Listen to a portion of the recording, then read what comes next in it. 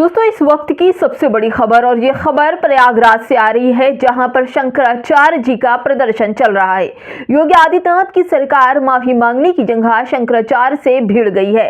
शंकराचार्य को रातों रात प्रयागराज मेले की प्रशासन की ओर से नोटिस दी गई है और इस नोटिस में क्या कुछ है ये भी मैं आपको बताऊंगी। इस नोटिस में सर्वोच्च न्यायालय का हवाला देते हुए लिखा गया है कि वे ज्योतिष पीठ के शंकराचार्य नहीं है, तो फिर वो प्रदर्शन क्यों कर रहे हैं और पैदल क्यों नहीं गए, फिर शंकराचार्य शब्द का प्रयोग कैसे कर रहे हैं। वो उनसे 24 घंटे में इसका जवाब मांगा गया है। योगी सरकार को कल रात में एक दिव्य ज्ञान हुआ कि स्वामी अमिमुकेश्वर नंद तो शंकराचार्य है ही नहीं, उनकी उपाधि प्राप्त है ही नहीं, तो वो स्नान कैसे करेंगे। और स्नान विवाद के तुरंत बाद प्राप्त हुए इस दिव्य ज्ञान से आहिद खुशी से झूमे हुए हैं। आपको बताते चलूं कि प्रशासन के कारिंदे नोटिस चस्पा करने शंकराचार्य के आश्रम पहुंच गए हैं। वहां पर जाकर नोटिस भी चस्पा कर दिया गया है और सवाल पूछा है। मालूम पड़ता है कि उन्हें फोर्स के साथ नोटिस चस्पा करने भेजा ही गया है, डराने के लिए।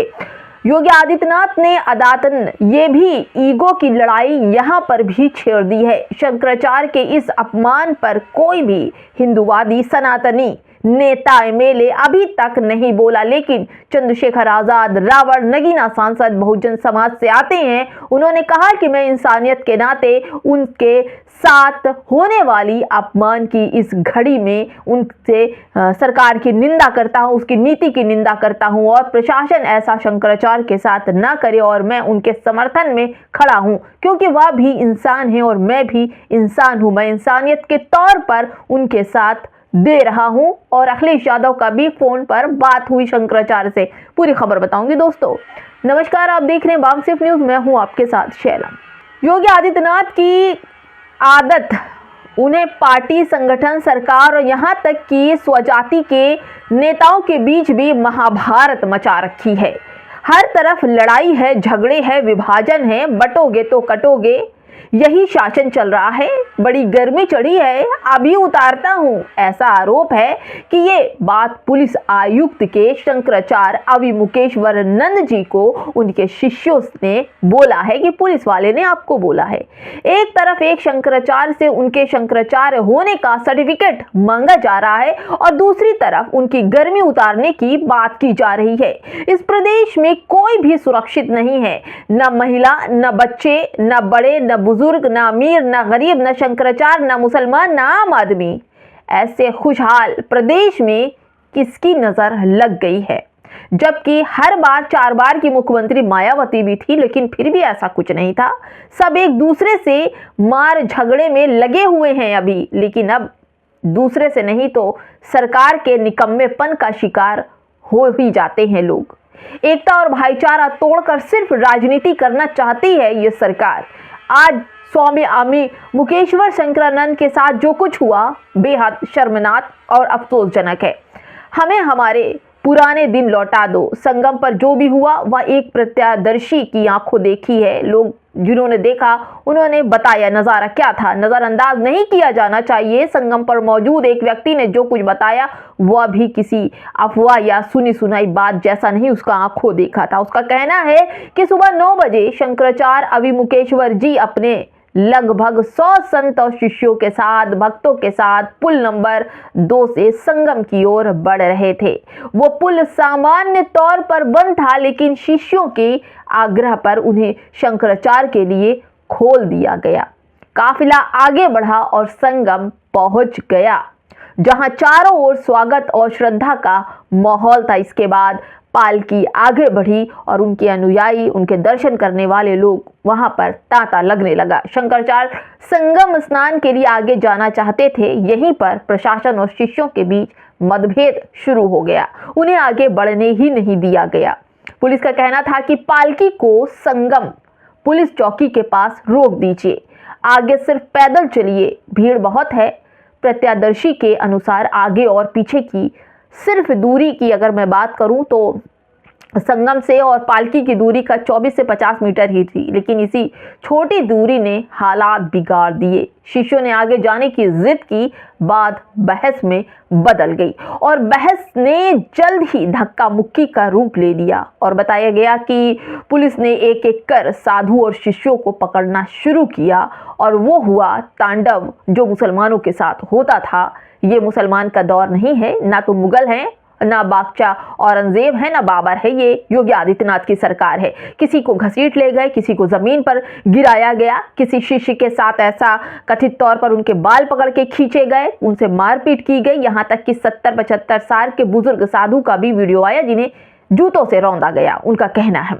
और शंकराचार्य अकेले रह गए, सबको खींच ले गई पुलिस, जिसमें आरएफ और सीएसएफ का भी घेरा बना दिया गया उनके चारों ओर। करीब 3 घंटे तक बहस चलती रही। 3 घंटे तक प्रत्यक्षदर्शी आपस में भिड़ते रहे। शंकराचार्य का रुख साफ था, जब तक उनके लोगों को छोड़ा नहीं जाएगा और उन्हें सम्मान पूर्वक संगम स्नान नहीं कराया जाएगा, तब तक वे लौटने को बिल्कुल तैयार नहीं थे, क्योंकि इस तरह का अपमान पहली बार उनके साथ था और ऐसा घोर अपमान। कुछ देर बाद पुलिस ने शिष्यों को छोड़ा, पालकी फिर आगे बढ़ी, लेकिन स्थिति फिर पलट गई। संगम की ओर जाने से दोबारा रोका गया, उन्हें स्नान करने से ही रोका गया। और ये सरकार यूपी उत्तर प्रदेश की है जो सनातनी के शंकराचार्य को रोक रही। धक्का मुक्की शुरू हो गई और इस बार सभी शिष्यों को खींचकर संगम पुलिस चौकी के अंदर बंद कर दिया गया। फिर क्या था? धक्का मुक्की के बाद जो कुछ हुआ दोस्तों, वो चौंकाने वाला था।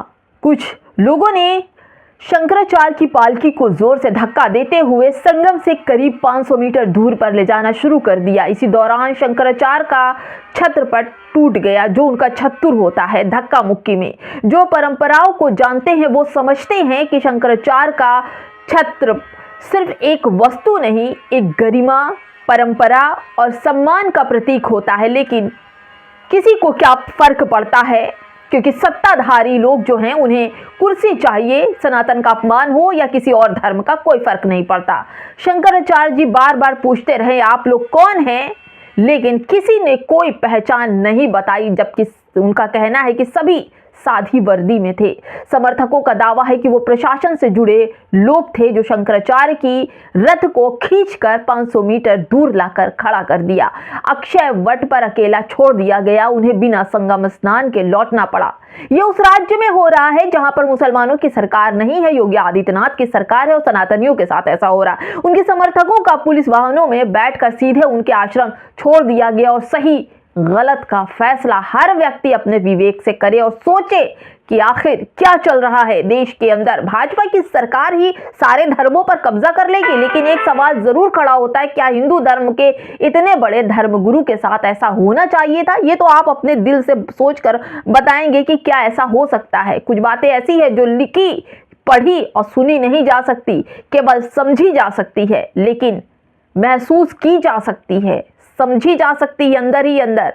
कि अगर यह विवरण आपको भी सोचने पर मजबूर करता है तो आपको अपनी राय कमेंट बॉक्स में जरूर रखनी चाहिए कि आखिर जब इतने बड़े शंकराचार्य के साथ ऐसा हो रहा है तो आम धर्म के लोगों के साथ क्या होता है। क्योंकि कई बार खामोशी भी सबसे बड़ी हामी बन जाती है और जो बड़ी कंकाड़िका घाट में बने मंदिर टूटने पर सवाल नहीं करता वो हिंदू नहीं होता, जो दरबार में नहीं होता। दोस्तों आप सोचिए किस तरह का षड्यंत्र रचा जा रहा है। मणिकर्णिका जो घाट पर मंदिर टूट रहा है और कुछ कथित कट्टर हिंदू कह रहे हैं एआई वीडियो है।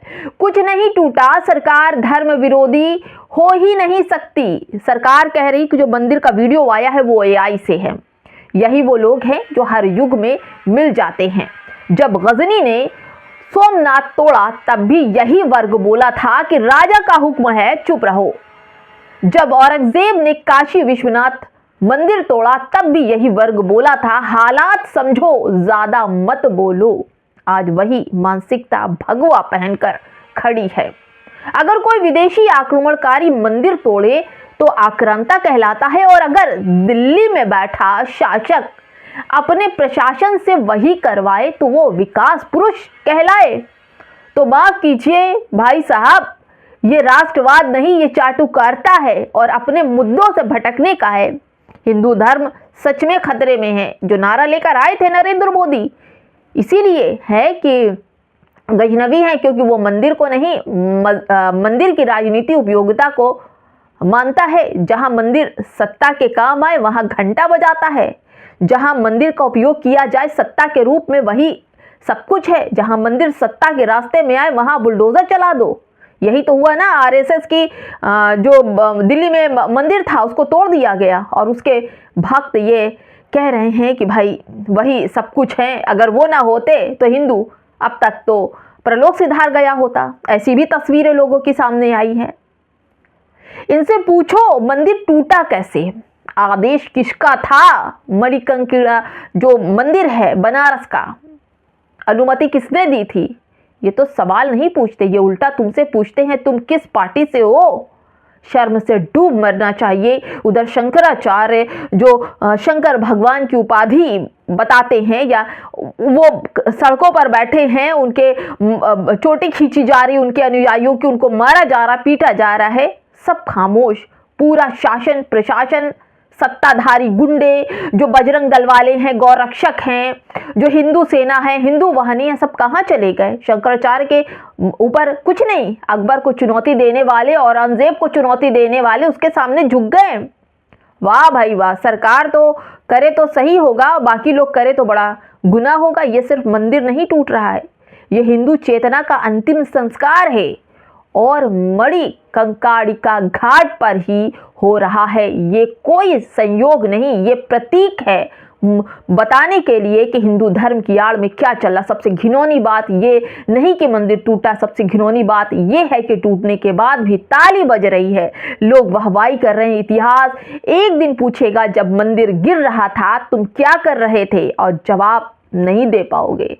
हम ट्वीट डिलीट करते रहें और हम वीडियो को एआई बताते रहें, हम नेताओं को बचा रहे थे भाई, तब इतिहास लिखेगा कि गजनबी अकेला नहीं था। उसे सबसे ज़्यादा खतरा जो खतरनाक थे वो भी उसी सत्ता के थे जो आज भी मंदिर तोड़ रहे हैं। गजनी और औरंगजेब बाबर अकबर के तोड़े जाने के बाद भी सत्ताधारी पार्टी जो खुद को सनातनी कहती है, कभी शंकराचार्य के रथ का पहिया खींचकर संगम से बाहर कर देती है, तो कभी मणिकंकाड़िका मंदिर और कभी आरएसएस के लिए रास्ता खोलती है, मंदिर तोड़कर उसके वाहन खड़े होने के लिए जगह बनाती है। फिलहाल दोस्तों हिंदू सच में खतरे में है और इस खतरे को भांप लिया है चंद्रशेखर आजाद, रावण, अखिलेश यादव ने, और पूरी तरह से शंकराचार्य के साथ खड़े हैं। उनका ये कहना है कि वो भी इंसान है और मैं भी इंसान हूँ, और इंसानियत के नाते ऐसा अपमान